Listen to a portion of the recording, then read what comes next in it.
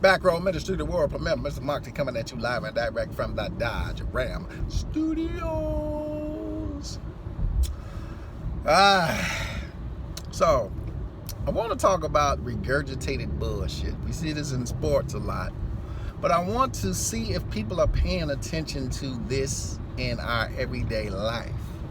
I had a conversation with my mother, and it occurred to me that people just aren't paying attention to things that might have just happened. So in sports, we get regurgitated bullshit all the time. We probably get some this year. You know, we get Alabama in the championship. We'll get you know, possibly another Tom Brady Super Bowl. These are things that might take place. And then somewhere inside of this, you know, we'll get the usual events that seem to always happen around this time of year, around the holidays. Certain things start kicking off. So remember last year we had a mass shooting. I think we had the Las Vegas mass shooting around this time last year with the guy with the I think they had said he had a M60 assault rifle, and he just was firing away, and nobody saw this glass falling, and you know, just the story was total bullshit. You know, been in the United States military, you know, first of all, M60s like to jam up all the time. Second of all, if you let loose an M60, everybody and their mama gonna hit that damn thing. So, you know, we had that little story. They kicked in the door. He just gave himself up. He's got an M60. You know, the story was totally ridiculous. But remember last time, around this time, the holidays, this took place.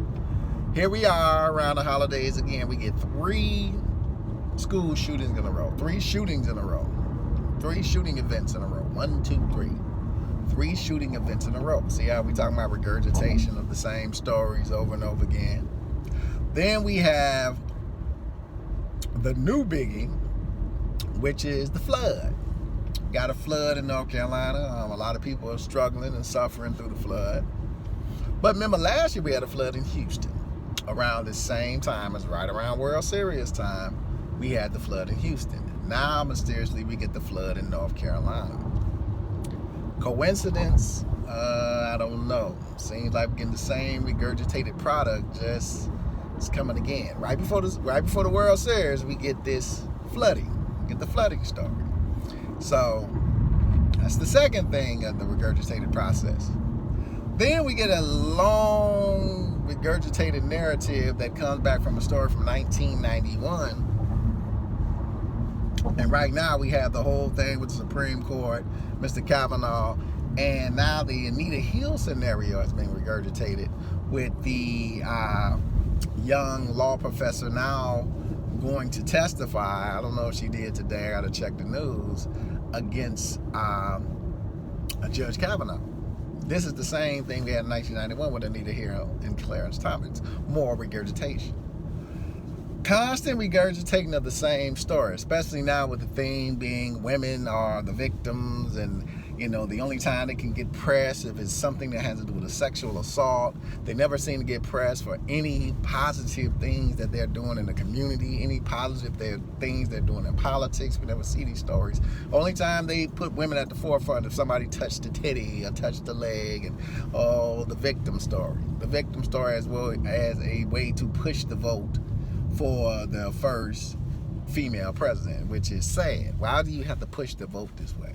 Why can't we throw out a qualified candidate and people vote on that candidate's qualification, be it male or female? But not in America. There has to be a way to push people to vote a certain way because of the biases and prejudices in this country. A lot of biases and prejudice.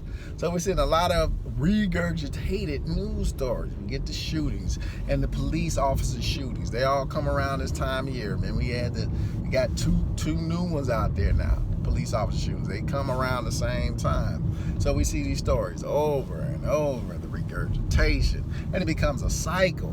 It becomes a cycle and a pattern. And in a truth community, be it anybody you listen to, Dan Brandt, Zachary Hubbard, anybody you listen to in the community, myself, what we try to get people to see is just the pattern. I don't care if you're using gematria, common ass sense, whatever you choose to use. look at the patterns. Look at what happened last year compared to this year. And if you start seeing the patterns, ask yourself, is this coincidence or somebody doing this on purpose? Remember now, the elite like to be the order out of the chaos, as we like to say. There's kind of some mantras that they've carried for centuries. There's an order out of chaos. But who creates the chaos? They do. They usually go and create the chaos, and then they bring this imaginative order.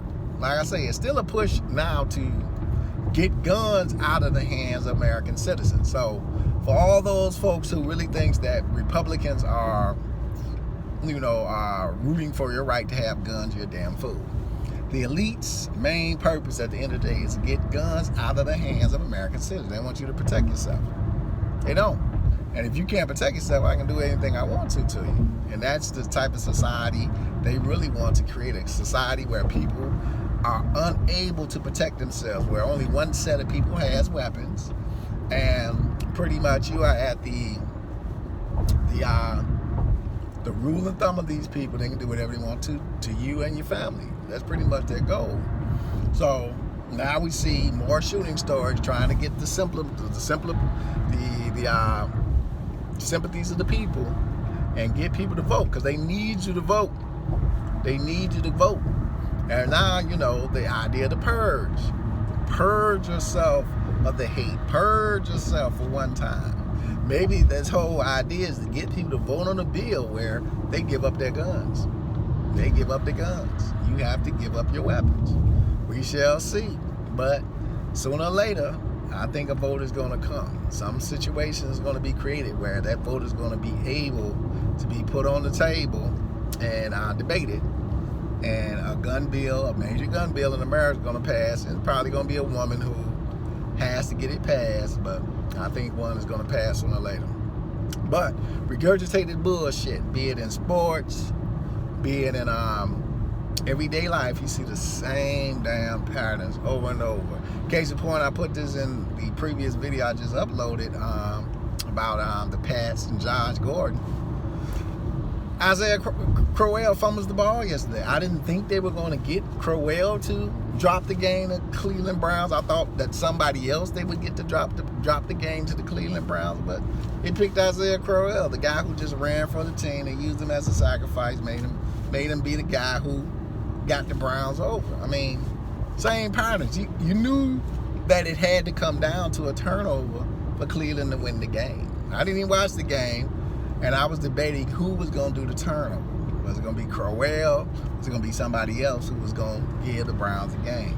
Same damn patterns. Same damn patterns. See them all over and over again. We talk about the patterns of numbers. You see the same number, 17, 25, 41 is the big number with Tom Brady, the 13 prime number. That's a big number to be placed on Brady, and we want to see how it plays out. It doesn't mean that he's going back to the Super Bowl, or is this the end? Remember, Josh Gordon has been a cancer to teams. So maybe Josh is there to be the end of the Patriots dynasty. Maybe they use Josh as the scapegoat to end the dynasty. Remember now, they got to use somebody, just like they use Corral. They got to use somebody, but the same damn patterns to get out of situation. Mr. Mikey, peace and hair grease. Have a great weekend.